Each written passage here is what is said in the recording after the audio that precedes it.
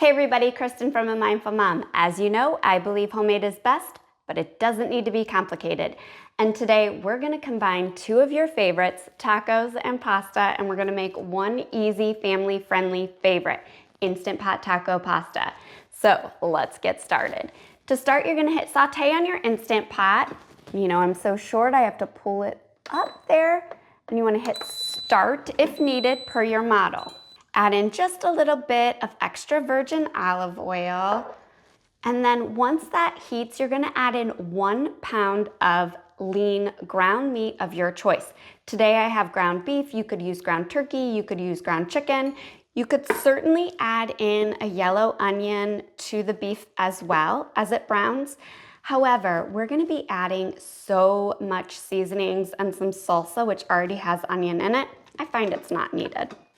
And hey, the less we have to chop, the less we have to do to get dinner on the table, the better. You wanna let your meat brown fully. It'll just take maybe 3 to 4 minutes, and you wanna break it up into small bite-sized pieces as it cooks. Like I said, I'm using a full pound of ground beef today. You could certainly just use a half a pound.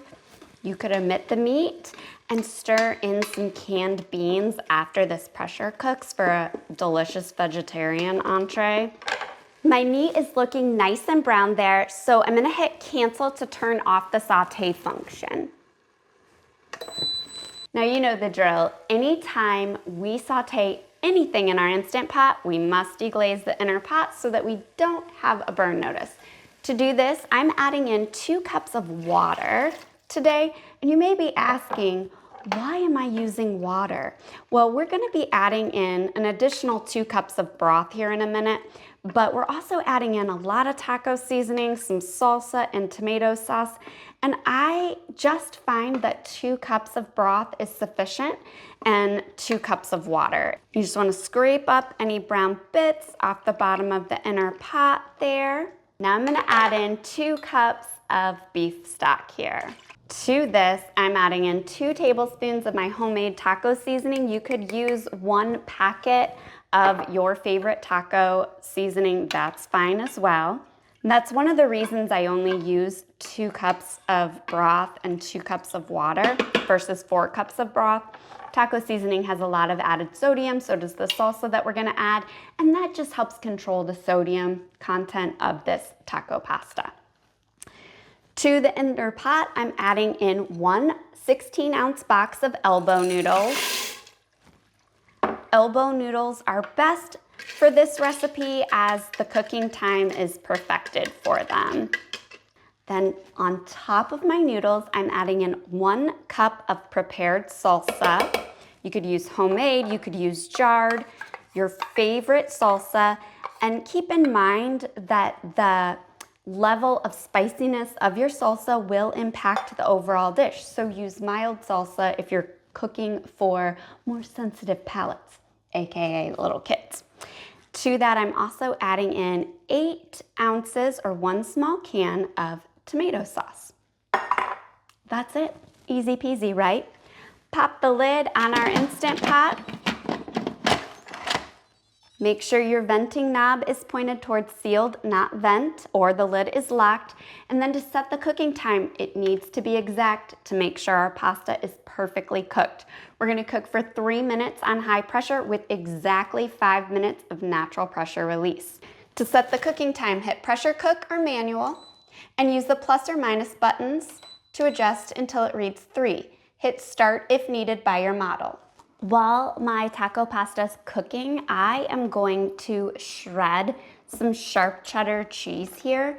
I'm gonna add that after this pressure cooks to give this taco pasta that cheesy goodness that we all love in tacos. Totally optional, but we love it. I do recommend grating the cheese yourself. I know it takes a few extra minutes, but it does melt so much better and more uniformly into your pasta. Bagged shredded cheese is coated with anti-caking agents, and that just leads to sometimes a grittiness in your pasta. After the cook time has elapsed, let pressure release for exactly 5 minutes, then do a quick release of any remaining pressure. Once your lid is unlocked, open up your Instant Pot. Don't be alarmed at the amount of water. Your pasta will absorb it as you give everything a stir there. But at this point, we're gonna add in some sour cream and cheese that we grated while this was pressure cooking so that it gives it a nice creamy consistency. You could also add in up to 2 cups of defrosted corn kernels. Really, they could be frozen. This heat would defrost them in no time. You can also add in a can of drained and rinsed black beans or pinto beans if you like. Use 2 cans if you didn't add any meat. But I'm adding in a 1/2 cup of sour cream today and about 2 cups of freshly grated sharp cheddar cheese. I like using sharp cheddar here because it just has a little bit more intense flavor than say Colby, but you could use any cheese you like, really. Give that a stir. It won't take long for this to melt, the cheese to melt in. If it weren't excuse me, if it weren't melted after you gave this a stir, you could just pop the lid back on for a couple minutes before dishing it up. But this melted in no time and smells like tacos. I'm gonna dish this up here. You can top this with some minced cilantro, some fresh diced tomatoes, some avocado. Anything you top your tacos with really is delicious here. Going for a bite.